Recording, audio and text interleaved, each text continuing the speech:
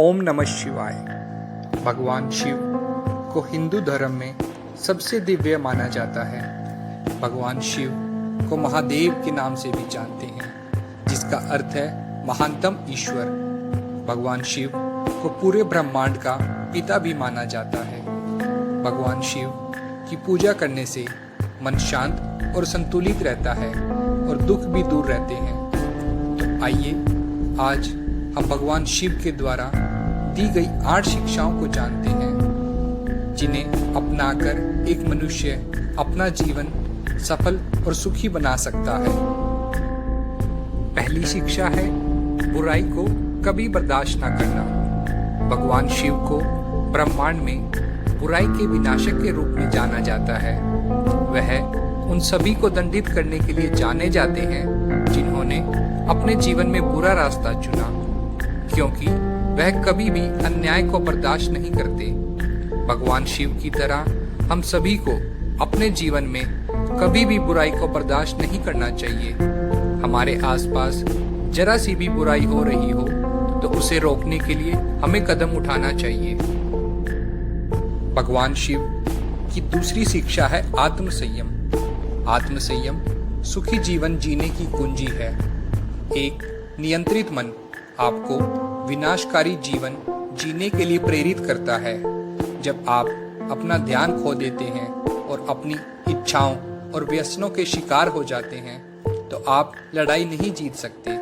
इसीलिए जरूरी है कि आप अपने दिमाग को अपने लक्ष्य और दिल से भी जोड़े रखें।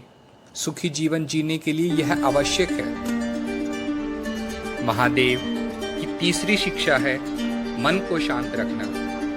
जब तक आंखें खोलने का कोई बड़ा कारण ना हो, तब तक भगवान शिव स्वयं हमेशा ध्यान करते हैं। उन्हें महायोगी के नाम से भी जाना जाता है और वे ऐसा इसलिए करते हैं ताकि वे ब्रह्मांड की भलाई के बारे में स्पष्ट रूप से सोच सकें। अपने मन को शांत स्थिति में रखने से आप जीवन की अधिकांश कठिन परिस्थितियों से निकल जाएंगे। अपने दिमाग को शांत करने से आपको दुनिया की किसी भी समस्या को हल करने के लिए विचार की पर्याप्त स्पष्टता मिलती है और इसे अब तक की सबसे अच्छी रणनीति माना जाता है।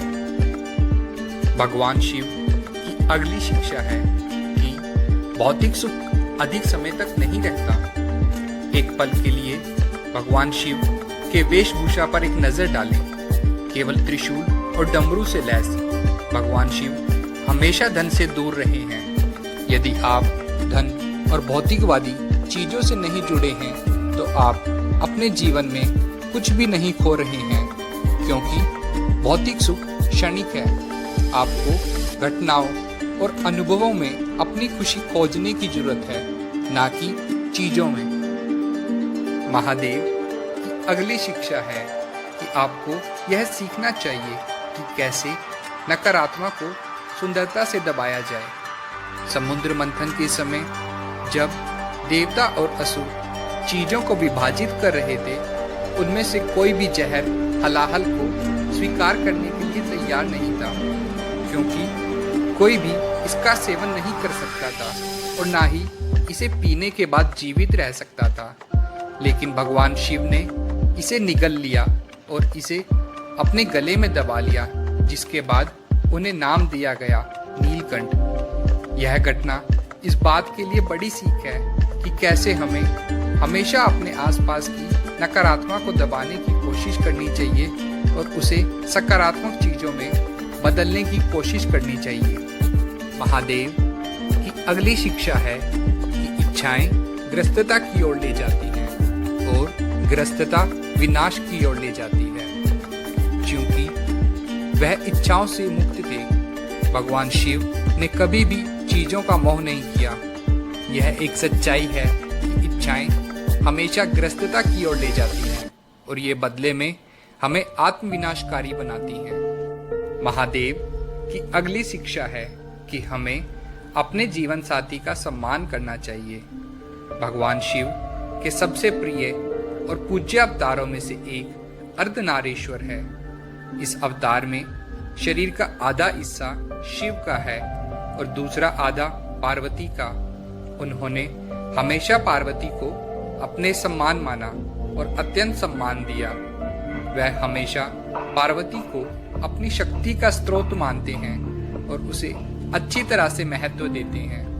अर्धनारीश्वर इस बात का प्रतीक है कि हमें हमेशा अपने साथी का सम्मान करना चाहिए। महादेव की अगली शिक्षा है कि आपको अपने अहंकार पर नियंत्रण रखना चाहिए और अभिमान को छोड़ देना चाहिए।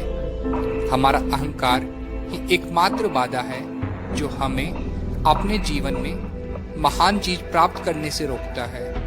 हमारा अहंकार एक ऐसी चीज है जो हमारे सपनों और जीवन के लक्ष्यों के बीच आता है। यह जहरीला है क्योंकि यह हमें एक प्यार ना करने वाले मनुष्य में बदल देता है। भगवान शिव अपने जीवन के हर चरण में अपने अहंकार को नियंत्रण में रखने में विश्वास रखते हैं। उन्होंने कभी अपने अहंकार को अपने ऊपर हावी नहीं होने दिया और ना ही किसी और के अहंकार को बर्दाश्त किया, और हमें भी ऐसा ही करना चाहिए। अगर आपको यह वीडियो अच्छी और ज्ञानपूर्वक लगी तो इस वीडियो को लाइक कीजिएगा, और अगर आपने अभी तक इस चैनल कॉस्मिक शिक्षा को सब्सक्राइब नहीं किया है तो सब्सक्राइब जरूर कीजिएगा और नीचे दिए हुए नोटिफिकेशन वाले बेल आइकन को भी प्रेस कर दीजिएगा ताकि आपको ऐसी और ज्ञानपूर्वक वीडियोस मिलती रहें।